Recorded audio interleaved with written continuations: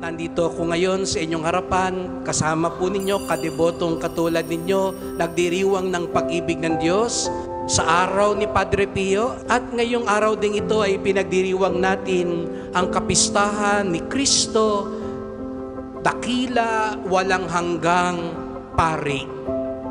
Christ, the eternal high priest.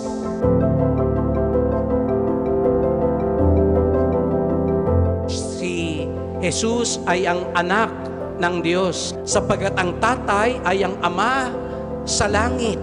Ang padre ay hindi lamang tatay. Ang padre ay tumutukoy din sa pari. Kaya nga, Padre Pio.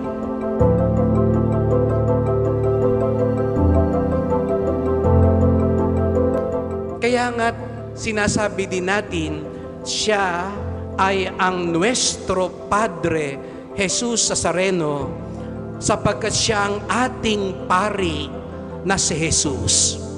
At yun ang piyesta natin ngayon.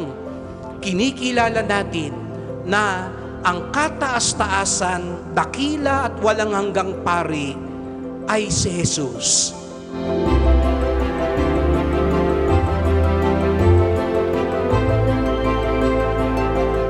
Bakit gano'n na lang kadakilang pari si Jesus? Sapagkat kay Jesus, ang nag-alay at inalay ay naging isa. Only the offering of Jesus would reach the heart of the Father. Siya lamang ang tanging tagapamagitan ng tao sa Diyos.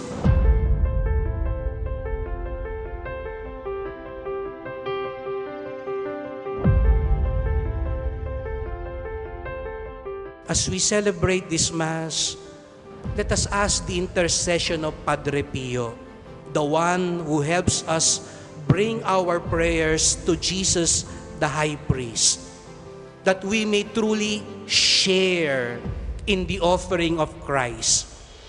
And how do we share? We substantiate, not substitute. We sanctify, not simply show off what we are offering to the Lord.